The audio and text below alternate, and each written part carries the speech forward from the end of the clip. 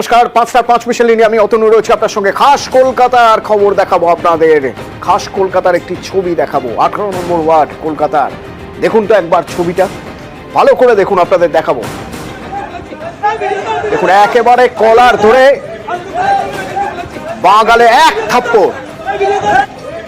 যিনি মারছেন তিনি কাউন্সিলর, তৃণমূল কাউন্সিলর সুনন্দা সরকার, 18 নম্বর ওয়ার্ডের। আর যাকে মারা হচ্ছে তিনি তৃণমূল যুব নেতা কেদার দাস। তো এই ঘটনার কারণ কি, এই ছবির পিছনে কি কারণ লুকিয়ে রয়েছে, আমার সঙ্গে প্রতিনিধি আবির রয়েছে সরাসরি। আবির, যে ছবি বা যে ভিডিও ভাইরাল, প্রথমে একটু জেনে নিতে চাইবো কি হয়েছিল, কেন এরকম মারমুখী আচরণ কাউন্সিলরের?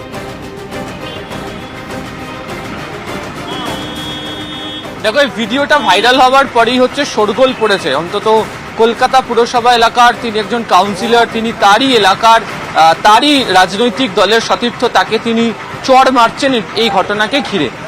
যদিও যেটা বলা হচ্ছে যে গত কয়েক মাস যাবৎ হচ্ছে এই দুই গোষ্ঠীর মধ্যে যে দ্বন্দ্ব, সেটা এই কলকাতা পুরসভার 18 নম্বর ওয়ার্ডে সেটা বজায় থেকেছে। এবং এই দ্বন্দ্বের কারণ হিসেবে যিনি মার খাচ্ছেন কেদার দাস, তিনি এবং তার অনুগামীরা বলছেন যে কাউন্সিলর তিনি তোলাবাজি করছেন, কোনো কাজ করতে গেলে টাকা দিতে হয়। আর পাল্টা অভিযোগ করছেন হচ্ছে কাউন্সিলর এবং কাউন্সিলরের স্বামীর অভিযোগ যে তাদেরকে মারধর করা হয়েছে, তারা এই তোলাবাজির ঘটনার সঙ্গে তারা এক্ষেত্রে কোনোভাবে জড়িত নন। অর্থাৎ দুপক্ষের যে বাদানুবাদ, দুপক্ষের মধ্যে যে দ্বন্দ্ব, সেই দ্বন্দ্ব তীব্র আকার ধারণ করে। এবং আজ শোনা যাচ্ছে যে গত রবিবার থেকে এই সমস্যা আরও অনেকটা বেশি বৃদ্ধি পেতে শুরু করেছিল।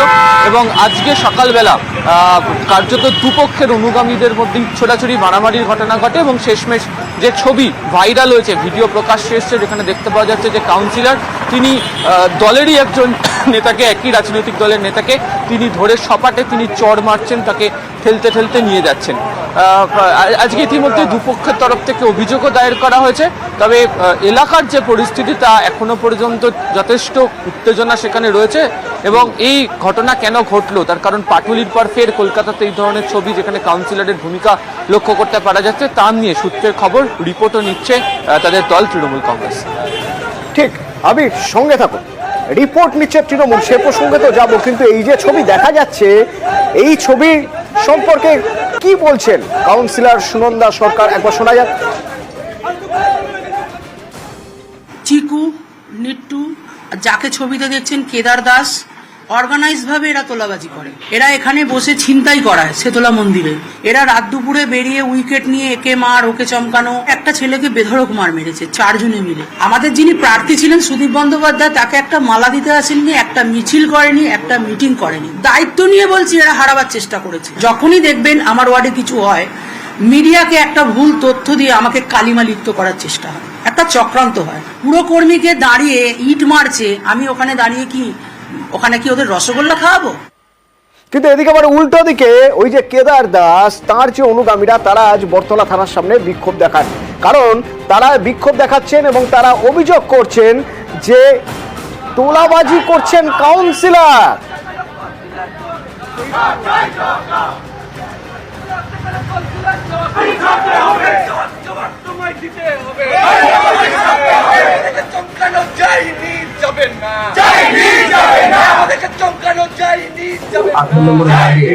কাউন্সিলর এবং তার সুনন্দা সরকার এবং তার হাজবেন্ড বাবু সরকারের নেতৃত্বে আমার উপর চড়াও হয় এবং আমাকে ফেলে মারধর করে। যেহেতু আমরা এই 18 অসামাজিক কার্যকলাপের বিরুদ্ধে মুখে দাঁড়িয়েছি বলে আজকে আমাকে রাস্তায় ফেলে মারা হয়েছে এবং আমাদের আরো লোক হয়েছে। দুজনই একই রাজনৈতিক দলের পতাকা নিয়ে হাঁটেন, দুজনে একই রাজনৈতিক দলের কর্মী। প্রকাশ্যে একজন আরেকজনের কলার ধরে চড় মারছেন। দলের জন্য অস্বস্তির, আবির, দলের জন্য কি অস্বস্তির হয়ে দাঁড়াচ্ছে? কারণ একেবারে খাস কলকাতার মধ্যে কাউন্সিলর একজন যুব নেতার কলার ধরে চড় মারছেন, দুজনই দুজনের বিরুদ্ধে অভিযোগ করছেন।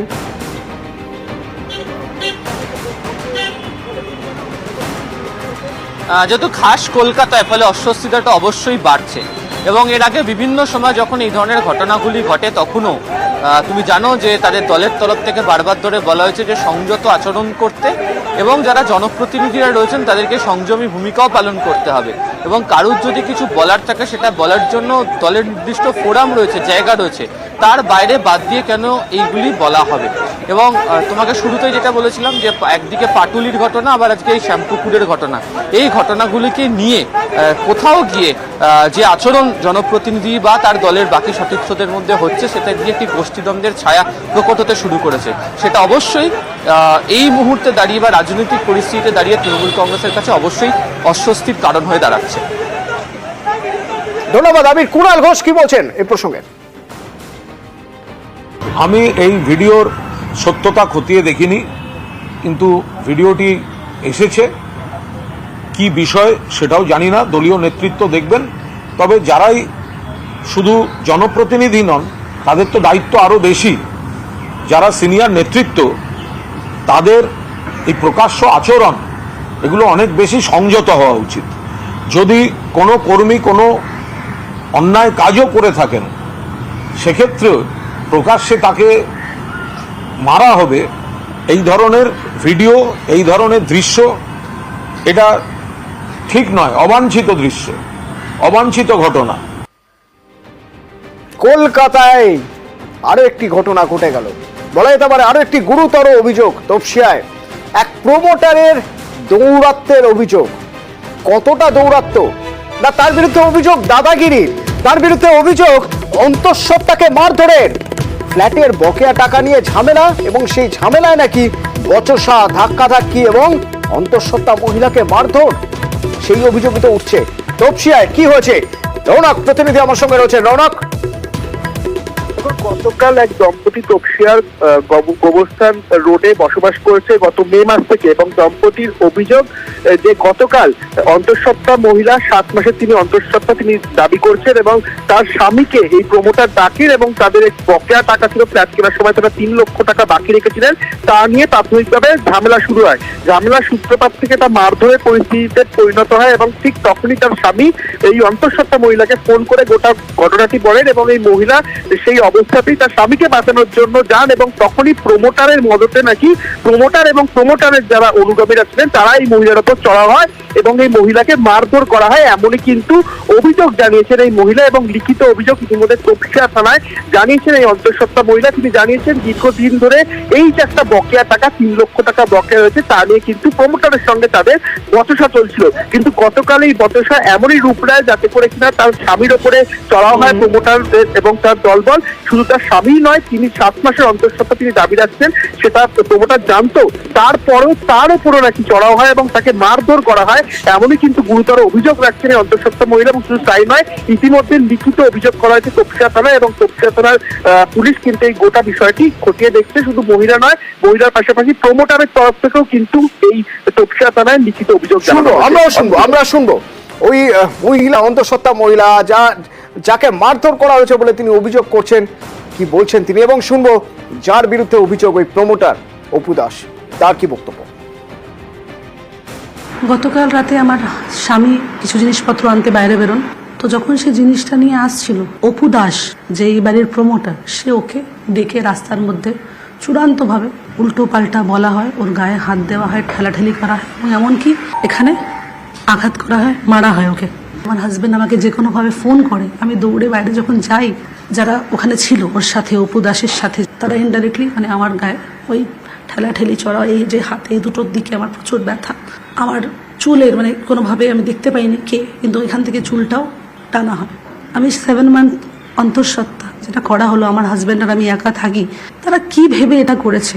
24 লাখ টাকা দিয়ে আমরা ফ্ল্যাটটা বুক করি, 21 লাখ টাকা আমাদের পেমেন্ট হয়ে গেছে, 3 লাখ টাকা বাকি। তারাই বলেছিল যে পুরো বিল্ডিংটা যখন কমপ্লিট হবে তখন আপনারা 2 লাখ টাকা দেবেন, তো আমরা একটা সিকিউরিটি অবভিয়াসলি, যেটা যখন কাজ শেষ হবে আমরা তখন টাকাটা দেবো, এই কথাই হয়েছিল। আমাদের তো পাড়া ক্লাবের সামনে বসছিলাম, ওর বর স্কুটি নিয়ে আসছিল, তো ওনাকে দেখে আমি রুকলাম, বললাম দেখো ভাই এতদিন ধরে তো হচ্ছে, তুমি কেন আমাদের পয়সা দিচ্ছ না? পয়সা না দিলে লিফটের কাজটা কিভাবে করব? বললো হ্যাঁ দেবো বলে ওর সাথে তখন কি হয়েছে, ও স্কুটি থেকে নেবে, আমাকেও ধাক্কা মেরেছে, আমিও ধাক্কা মেরেছি। একটা প্রেগনেন্ট মহিলাকে আমি কেন মারতে যাবো? ওর সাথে তো আমার কিছু হয়নি, আর ও পরে এমনি বেরিয়ে এসছে পরে, আর আমরা কেন করতে যাবো এইসব বলুন তো? না, আমরা থানায় লিখিত ওনাদের বিরুদ্ধে আমরাও করেছি অভিযোগ। নার্সিং ইনস্টিটিউটের বিরুদ্ধে প্রতারণার অভিযোগ, চাকরি পাইয়ে দেওয়ার নাম করে টাকা নেওয়ার অভিযোগ, এই অভিযোগে রীতিমতো ভাঙচুর। দেখুন যে ছবি দেখছেন নার্সিং শিক্ষা প্রতিষ্ঠানের গড়িয়া স্টেশনের কাছে ছাত্রীরা ভাঙচুর করেন রীতিমতো। চাকরির নামে প্রতারণা করা হয়েছে অভিযোগ, কয়েক লক্ষ টাকা প্রতারণার অভিযোগ।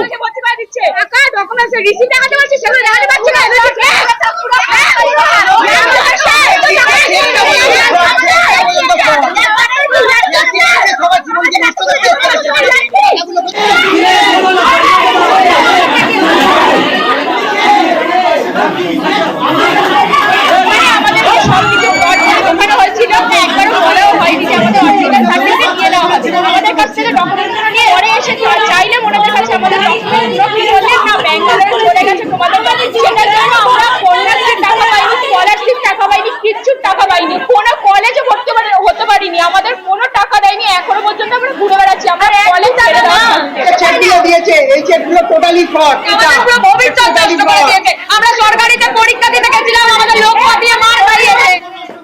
না কোনো টাকা নেওয়া হয়নি, এটা হচ্ছে এখানে পড়াশোনা করেছে, যাদের পছন্দ হয়নি বলছে পড়বো না, আমাদের টাকা ফেরত।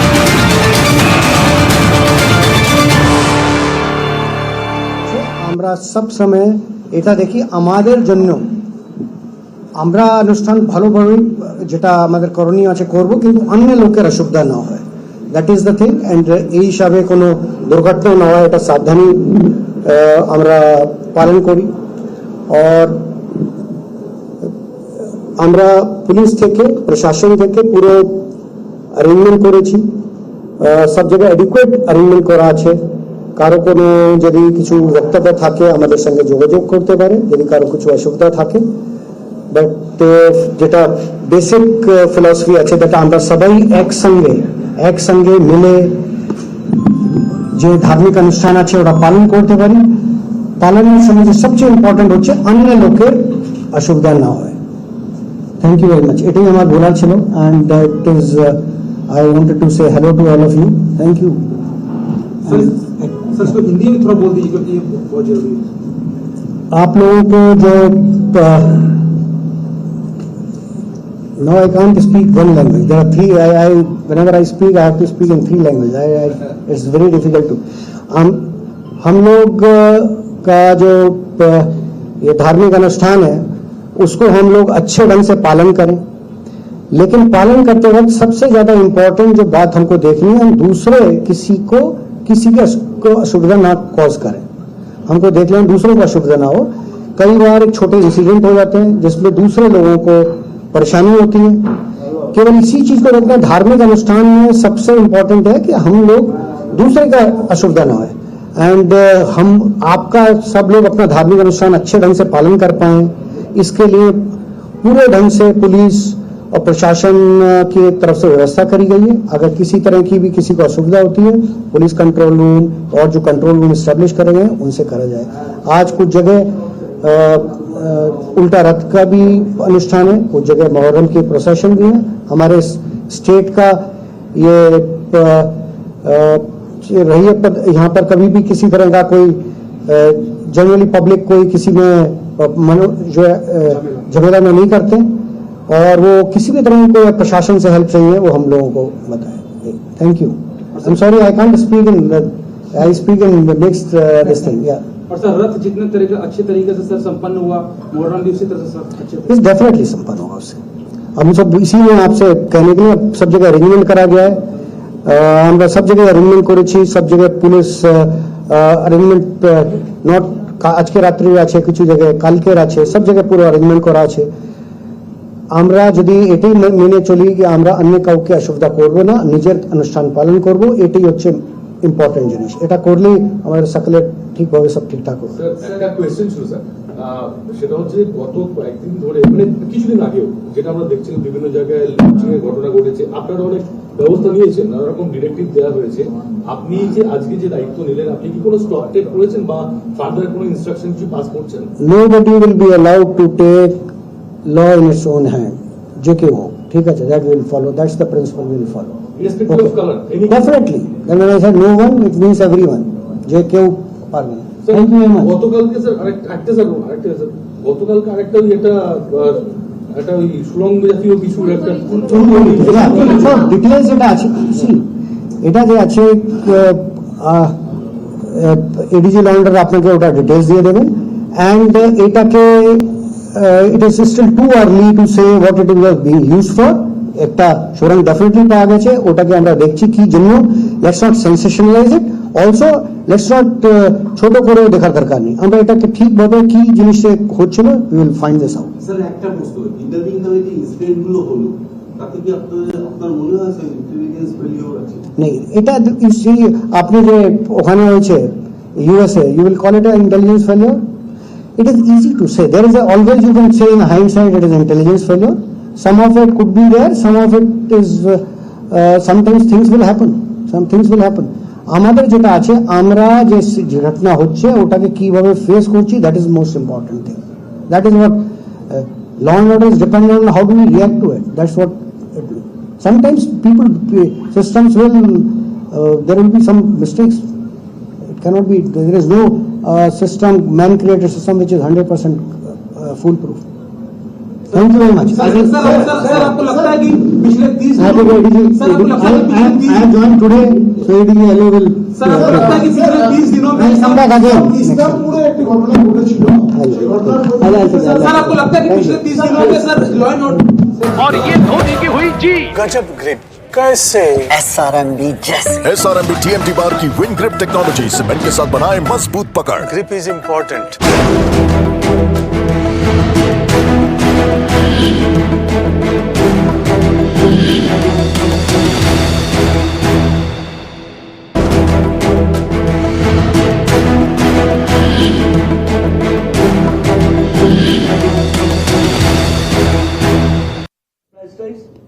See, on this aspect, there are some departments which are more competent than me who can speak. No, arrest, I'll let you know on that. How many cases have been? Yeah. See, it is very too early to say. We are looking into what was the purpose, why that structure is there. That is being investigated. ठीक है?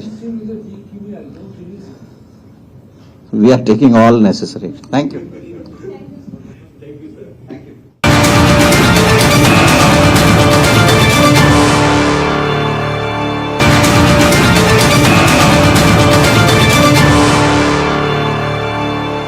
একটা বাড়ির ছবি দেখাই আপনাদের।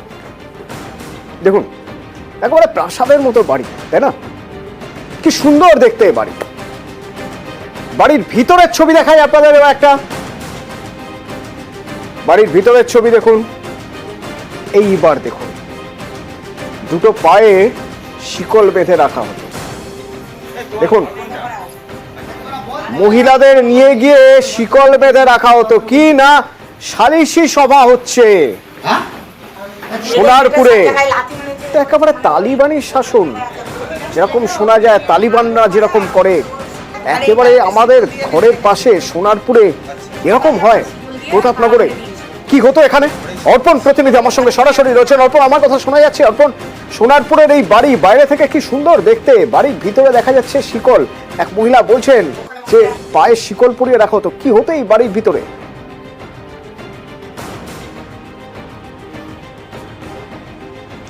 দেখো, যেটা অভিযোগ করছেন মহিলা, এই বাড়ির মধ্যে বিচারের নাম করে, অর্থাৎ সালিশি সভার নাম করে ডাকা হতো এবং সেখানে পায়ে শিকল বেঁধে তাকে মারধর করা হয়েছে, এমনটাই তিনি অভিযোগ করছেন। শুধু এই মহিলাই ক্যামেরার সামনে মুখ খুলেছেন, এলাকার বাসী অভিযোগ করছেন যে সামান্য দাম্পত্য কলহ হলেও, পারিবারিক কোনো সমস্যা হলেও এই জামাল উদ্দিন সর্দারের কাছে যেতে হতো এবং সেখানে গিয়ে সালিশি সভা বসতো এবং সেই সালিশি সভায় মনোমতো না হলে কিন্তু মারধর করা হতো।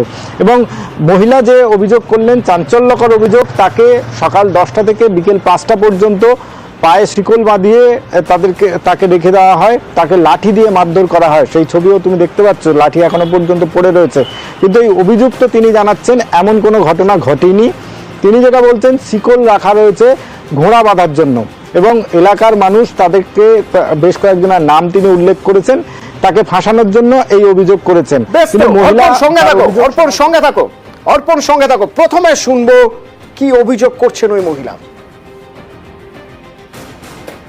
ঘটনাটা হলো যে আমাদের পারিবারিক ব্যাপারে একটা ঝগড়া হয়েছিল আমার ছেলের সঙ্গে। এখন ছেলে হচ্ছে 1.5 বছর হচ্ছে বাড়ি থেকে চলে গেছে। ও বিচার করবো বলে আমাদেরকে ডাকে, জামাল সর্দার তৃণমূলের একটা কর্মী ছিল, বিচার করবে বলে ডেকে আমাকে শিকল দিয়ে বেঁধে অতিরিক্তভাবে আমাকে মারধর করে। আমার ছেলে, স্বামী সবার সামনে, এমনকি আমার স্বামীকেও মারধর করে। ওর গেটের মধ্যে যে ঢুকবে তাকেই গেট বন্ধ করে দেবে, দিয়ে তার ওরকম অত্যাচার করে। এবার আমার পায়ে শিকল মেরেছে, শিকল দিয়ে তালা মেরেছে, তালা মেরে আমাকে অতিরিক্তভাবে দৌড় লাতি কিল যা ইচ্ছা তাই মারলো। জামাল সর্দার, উসমান মোল্লা আর মুজিদ মোল্লা, অরবিন্দু ছিল, ওরা জামালের কাছে থাকে, জামালের সঙ্গে চুরি দালালি এইসব নানা নিত্যজি করে বেড়ায়, তলাবাজি করে। আর ওই অভিযুক্ত যার বিরুদ্ধে অভিযোগ, তিনি নাকি সালিশি সভা বসাতেন, পায়ে শিকল বেঁধে রাখতেন, কি বলছেন তিনি? সম্পূর্ণ ফাঁসানো চক্রান্ত। তাহলে যদি সেরাম হয় নিশ্চয়ই তার কাছে ফোন ছিল এবং সে একটা ভিডিও করে পোস্ট করুক। শিকলটা তো আমার বাড়িতে ঘোড়া আছে, ঘোড়া বদমাইশ বলে শিকল দিয়ে মাথা টাথা হয়। শিকল কি মানুষের মাথার জন্য একটু বাড়িতে রেখে দেয়? ঘটনা কি, আমার সম্পর্কে সে শালি হয় এবং সে যখন আমাকে কাকুতে মতো করে বলে, তার ছেলেরা তার অত্যাচারী বাড়ি ছেড়ে সবাই চলে গেছিল, তাদেরকে আনার জন্য যে বলে, আমি তাদেরকে ভালো করে বুঝিয়ে এবং মারধরের যে অভিযোগটা করছে সম্পূর্ণ মিথ্যে এবং সম্পূর্ণ ভুল।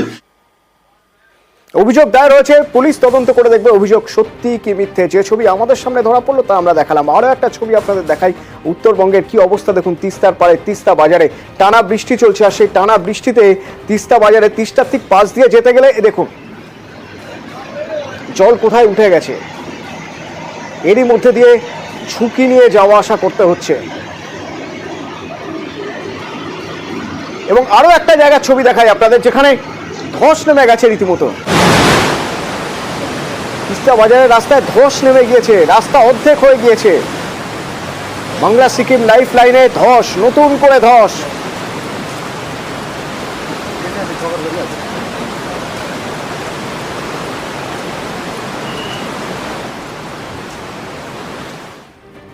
আর শুধুমাত্র উত্তরবঙ্গই কেন, উত্তর ভারত মানে উত্তর পূর্ব ভারতে বিস্তীর্ণ এলাকা জুড়ে বৃষ্টি। কাজিরাঙ্গায় লাগাতার বৃষ্টিতে জল এতটাই উঠে গিয়েছে, দেখুন বন্যপ্রাণের কি অবস্থা। এখনো পর্যন্ত 200 বন্যপ্রাণের মৃত্যু হয়েছে বলে জানা গিয়েছে অন্তত, এবং এখনো পর্যন্ত 150-রও বেশি প্রাণীকে উদ্ধার করা সম্ভব হয়েছে। খাবারের খোঁজে এখন কাজিরাঙ্গা ছাড়ছে বন্যপ্রাণ।